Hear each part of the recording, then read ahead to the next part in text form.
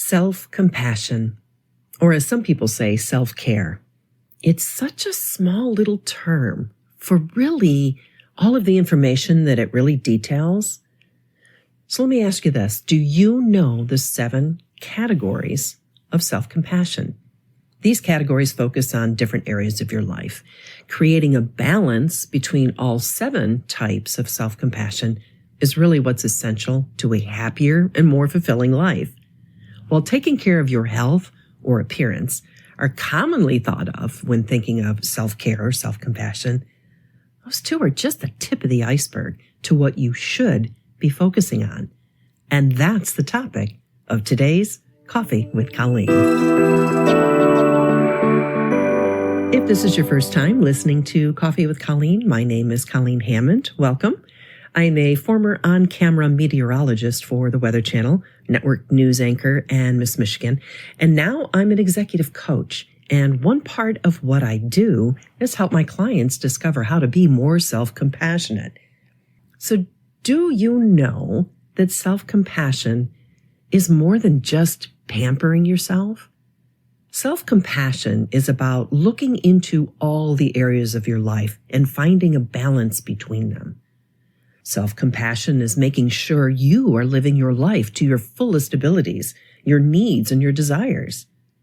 And self-compassion is implementing daily habits and rituals that resonate with you to maintain happiness and a fulfilling life. So let's talk about those 7 types of self-compassion so we can know what they are for a well-rounded self-compassion plan. As I go through these, think about how you are being self-compassionate in these different areas. Number 1, physical. So anything that keeps you moving and nourishes your body involves physical self-compassion.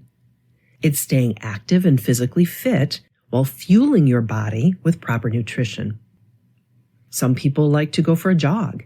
It's important to practice good hygiene. It's important to stay hydrated, consume the appropriate foods, and make it a priority to get a full night's rest. These are all examples of physical self-compassion. Number 2, mental. Anything that leads you to mental clarity and more consistent happiness can improve your mental self-compassion.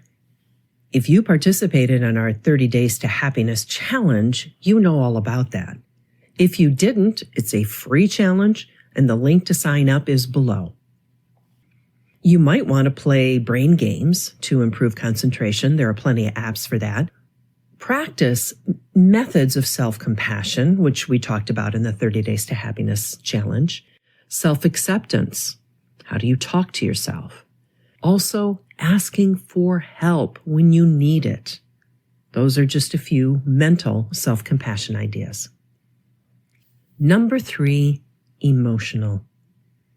This includes managing and understanding your emotions so that you can balance the stress and the cortisol buildup. I work with my clients one-on-one to talk about that. There's a link in the show notes. But this is about increasing empathy and self-compassion with yourself to live a happier and more well-rounded life. Establishing proper boundaries, which I'll talk about in upcoming podcasts. Putting your needs first before you offer too much help. So we'll talk a little bit about over-caring in coming podcasts. And taking a moment to feel and understand your emotions. Those are all things you can do to practice emotional self-compassion. Number 4 is social. Social self-compassion includes getting involved with your local community, your friends, your loved ones, or anything that involves you with other people. Even those who are introverts need to communicate with others at some point. It allows you to gain different perspectives and fuels your motivation and creativity. Volunteering, for example, at a local soup kitchen or get involved in a local group activity. Those are some ideas to help you get started. We talked more about that in the 30 Days to Happiness challenge. Number 5, personal.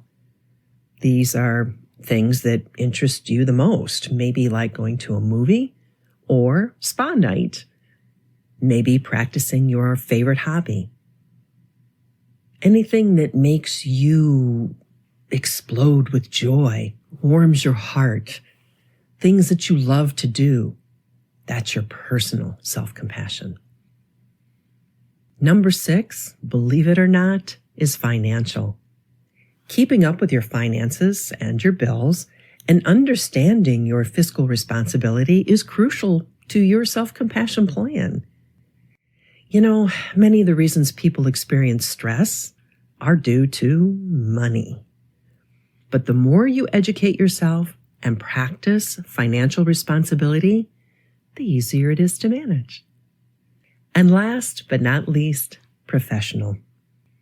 Working a 9-to-5 or aspiring to be an entrepreneur or business owner involves professional self-compassion. It's the goals you set to make a living in life, to get the things you need and the things you need to survive.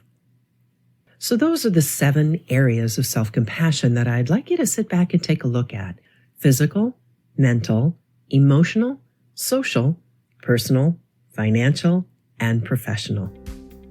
As you develop your own self-compassion plan, look at each of those categories.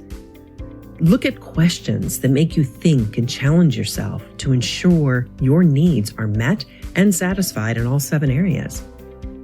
I promise if you take your time and look at these categories and find activities to improve, you're well on your way to creating a well-rounded self-compassion plan and a happier life.